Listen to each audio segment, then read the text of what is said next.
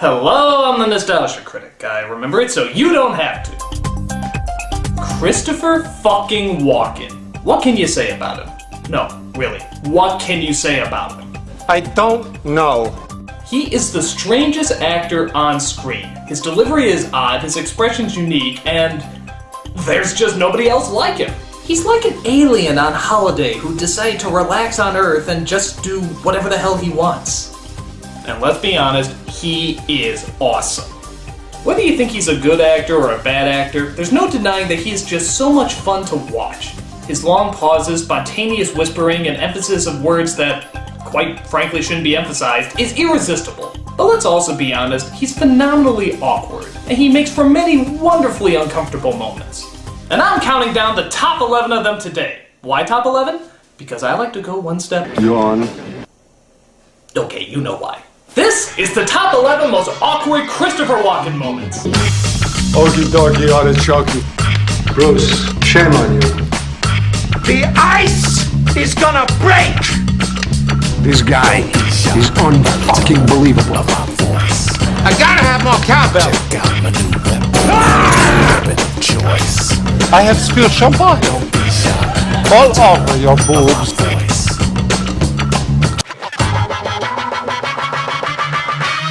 Oh boy.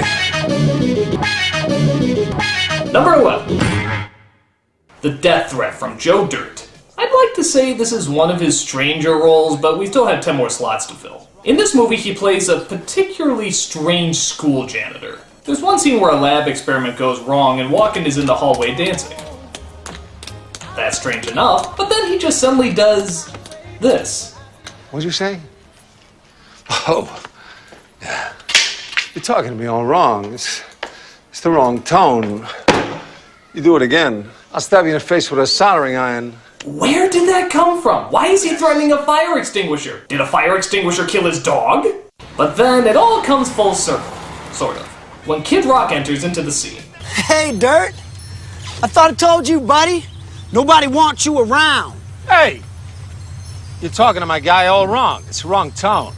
Do it again, I'll stab you in the face with a soldering iron. Yeah, that just happened. Christopher Walken just threatened Kid Rock with a soldering iron. Holy fuck. Nobody can get away with that but Walken. Nobody. If there was a king of soldering irons, he would be it. But why was he threatening a fire extinguisher to begin with? I guess we'll never... Hello? Critic, shame on you. Whoa! Is this Christopher Walken? The Christopher Walken? I can see you know your Christopher Walkens well. Oh, shit, man! This is an honor. I'm like your biggest fan. Well, you don't act like it. What? What are these accusations that I whisper in the middle of a sentence? I never whisper in the middle of a sentence.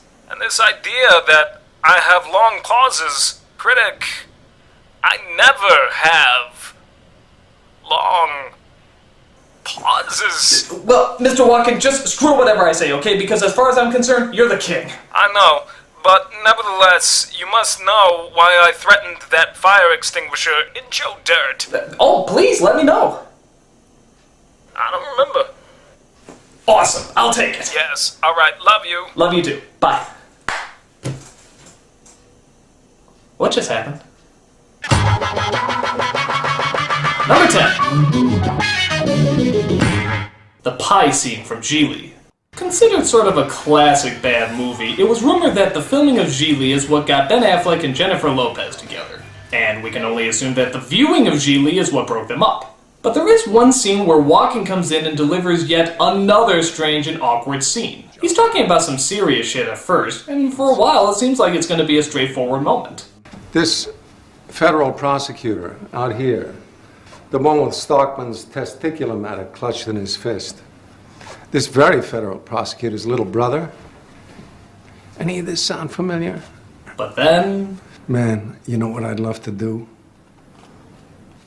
Get me a big bowl. Pie, some ice cream on it. Good. Put some on your head. Your tongue would slap your brains out trying to get to it. Interested? Sure. Again, what was that? I don't even think it was in the script. I think Walken just really wanted some pie in the middle of the scene and they decided to keep going with it. Joey, I know you're my brother, but we can't keep this going anymore. I'm sorry, I gotta have some pie.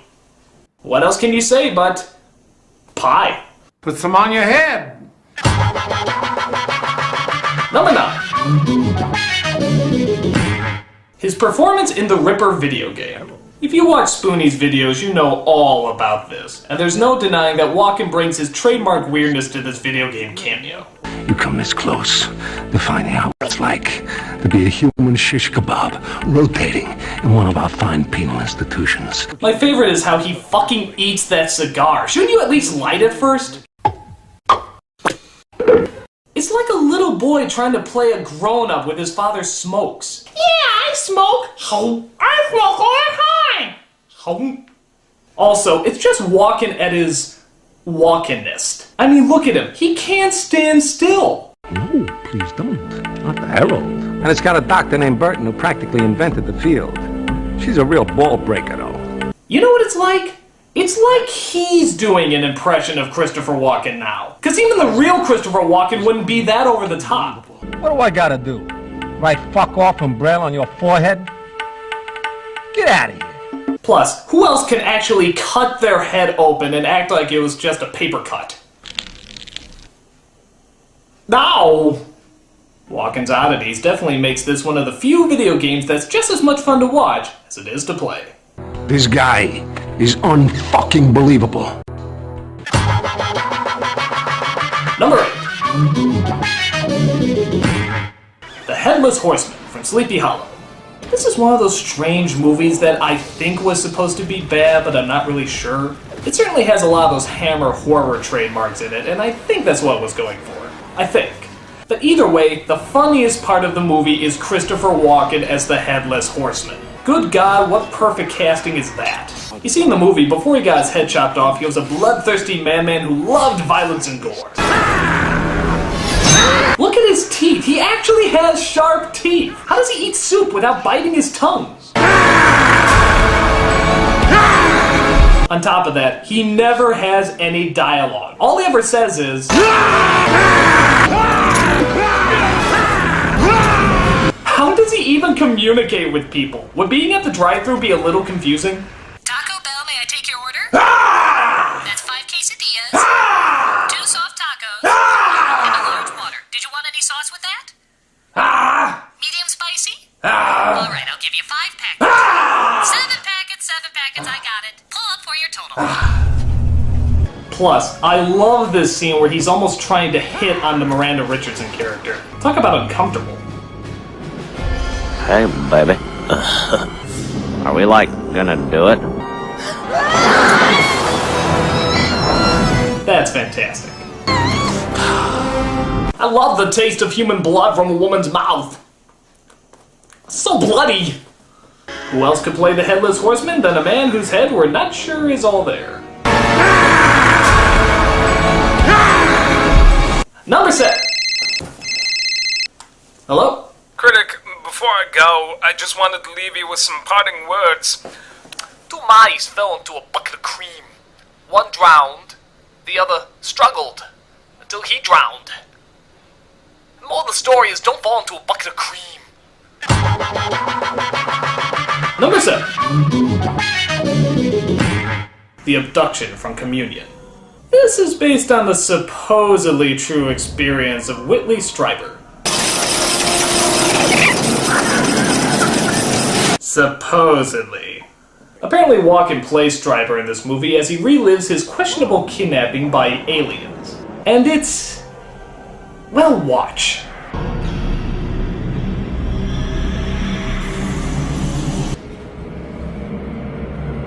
Here I am, I'm naked. I'm naked.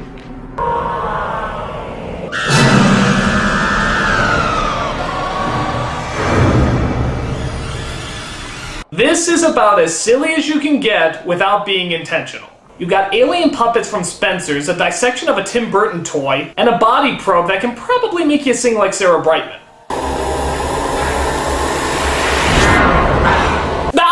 Guys! That's my junk!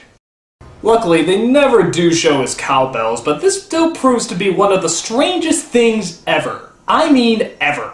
I am the dreamer. You are the dream. Christopher Walken raped by aliens. All I gotta say by this point is, are you really surprised? Can we talk this over? Number 6. Any of his dancing sequences. Yep, apparently Christopher Walken can really dance. In fact, he actually started off as a dancer before he became an actor. And let's face it, he ain't half bad. But if we're gonna be honest, it's still a little odd. I mean, there was a penis probe in him a few seconds ago. Isn't it a little weird to see him moving like that? We saw him shake it in films like Pennies from Heaven and Hairspray. In fact, he even shook it with John Travolta in Drag! How delightfully disturbing. But of course, the one we remember most is the Fat Boy Slim video. There's no intro, no explanation, it's just Christopher Walken dancing. That is an education in kick-assiness.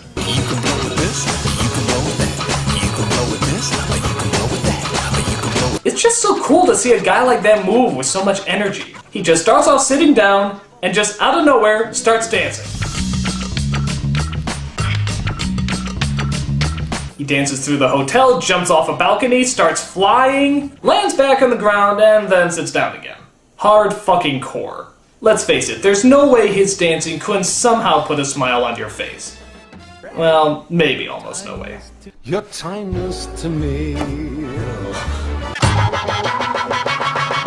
Number 5. The reading of Three Little Pigs. I guess on a show called Jonathan Ross, Christopher Walken was brought on to simply read the book of the Three Little Pigs. And you know the phrase, a good comedian can make the phone book funny? Well, Christopher Walken is the Groucho Marx of that, because this is hilarious. In the same village, there was a wolf. This big wolf. Bad wolf. Big bad wolf. With the picture? Again, it's just his weird inflections. I can't explain it. It's just funny as hell. No! Some little pig who knows a wolf when he sees one. Not by the hair on my chinny chin chin. So not a pig has a chin. What do I know? My favorite is when he just flat out oinks in the middle of the reading. He just oinks! He built this house from bricks. Smart piggy. Oink, oink. Why does he do it? Because he's Christopher Walken, and he can fucking get away with it. If you read in a script somewhere Christopher Walken oinks, yeah, you'd buy it. You'd totally buy it. Wolfie goes to house number 1. Wolfie knocks on the door. But it's a straw door, so how he knocks on it, I don't know. There's also a YouTube clip of him reading Lady Gaga's lyrics that's pretty funny too. I'll get him hot. Show him what I've got. Ooh. But for me, this is the funniest stuff. I roll over laughing every time. Wolfie goes down the chimney, he burns. Wolfie burns. Wolfie burns, and Piggy lives. Happily ever after. It's just downright hilarious, and nobody could read it better. Next week, Hansel and Gramsel.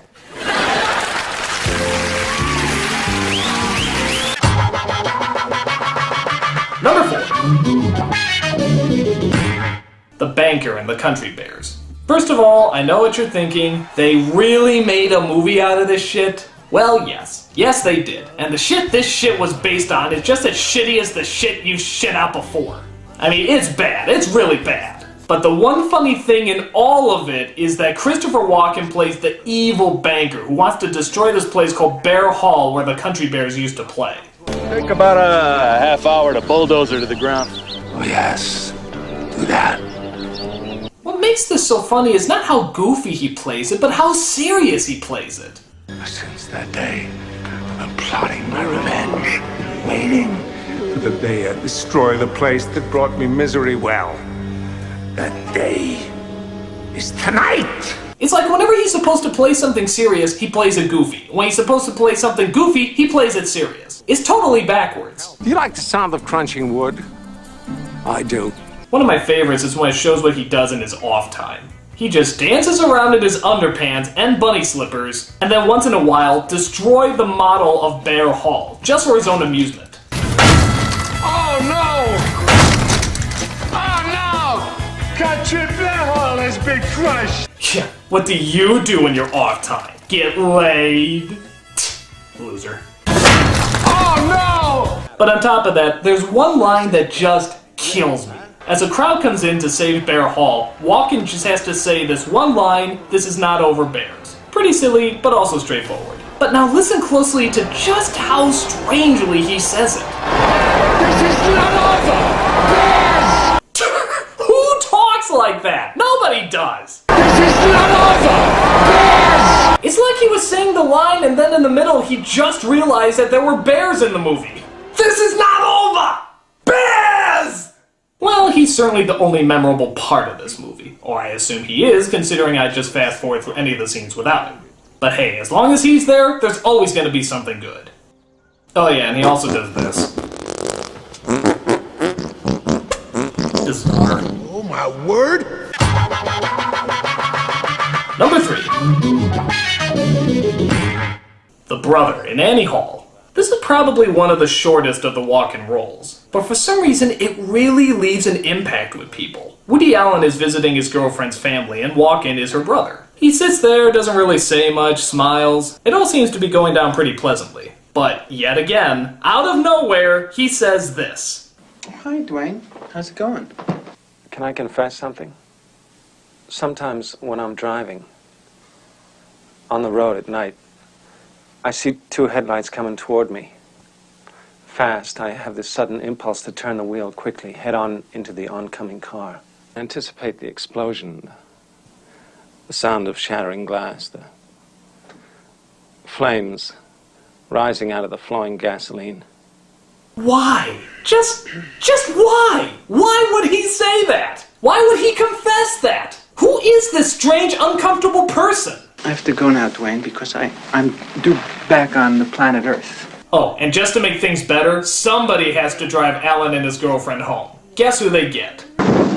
That's hilarious. And nothing else is ever made of the scene. It never comes back, they never reference it again. It just comes out of nowhere and disappears just as fast. How wonderful. I don't even know what else I can say except it's just straight up awesome. Hello? Critic, you listening? Yeah. You listening? Yeah. You listening? Yeah. Listen good. Jelly donut. Jelly donut? Jelly donut. Goodbye. I don't know where I am when he calls. Number 2. The Watch from Pulp Fiction. One of the most enjoyable things about Quentin Tarantino is that you never know if the movie is going to be funny, serious, or both. They keep you guessing all the way. This scene is a perfect example of that. Christopher Walken approaches the little boy of the dead soldier. The reason he's there is to pass down a watch that's been passed down from generation to generation. This was your great-grandfather's war watch, and he wore it every day he was in that war. And great-grandfather gave this watch to your granddad for good luck. Unfortunately, Dane's luck wasn't as good as his old man's. Dane was a Marine, and he was killed, along with all the other Marines at the Battle of Wake Island. It all sounds very sincere and very touching, but then it goes into just a little too much detail. The way your dad looked at it, this watch was your birthright. You'd be damned if any slope's going to put the greasy yellow hands on his boy's birthright, so he hid it. In one place he knew he could hide something, his ass. 5 long years he wore this watch, up his ass. Yikes! That was really gripping until you brought up the ass part. He died of dysentery. Give me the watch. I hid this uncomfortable hunk of metal up my ass 2 years. I don't even like going to the proctologist. Ugh. And just like in Annie Hall, he's only in the movie for about 3 minutes. That's it. But also just like in Annie Hall, it left a huge impression. This is one of the shortest, but also one of the most famous scenes in the movie. And we can all see why. It's strange and unpredictable, just like the man himself. That uncomfortable hunk of metal has brought all of us so much joy. And the number 1 most awkward Christopher Walken moment is every appearance on Saturday Night Live.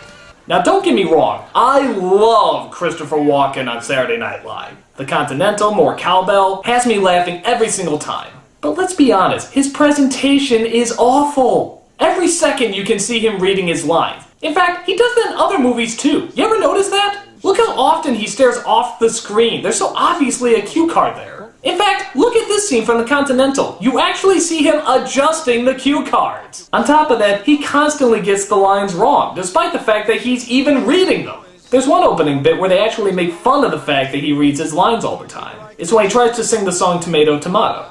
You say potato, and I say potato. You say tomato, and I say tomato. I think you're supposed to say potato, potato. Jimmy, look! They're all spelled the same on the cards. Yeah. And yet he still says a line too early. Watch. Let's call the whole thing. Let's call the whole thing. Let's not call the whole thing off. Thing off. And then? Let's not call the whole thing off. Even with cue cards, he keeps flubbing it up. The long pauses, the uncomfortable silences, the constant reading. Let's face it, it's impossible not to enjoy. Walken is one of those people where even if he fails, he still somehow ends up winning. Because it's obvious, he doesn't care what you think. He's just doing what he considers fun. And a lot of us can respect that. I jumped out and pranked him to death with a tire iron. Whammy! In fact, they even make fun of it on the closing scene in his DVD. SNL has a great staff of writers who craft every line of the show. Really? Because when I host, I just say whatever I want. I free associate and I make up the skits and bits right there. Well, you're a special exception, I think. Speaking of which, that DVD is for sale, and trust me when I say it's well worth the money. Every appearance he makes is hypnotizing, even if it's painful at times. Mango, I'm your knight in shining armor, and I love you. But either way, it's always hilarious. I hope he lives to be like 180, because that means there'll be a lot more SNL sketches in the future. And of course, a lot more cowbell. I gotta have more cowbell, baby. And those are my top 11 most awkward Christopher Walken Hello? Critic, shame on you. How dare you accuse me of always reading my... Hold on one second. Lines. Look, Mr. Walken, I don't care. To me, you'll always be the master of cool. You can do no wrong. Glorious. Before I go, there's one last thing I want you to remember. Yeah? What is it? Are you listening? Are you listening? Are you listening? All right, listen. God, he's awesome.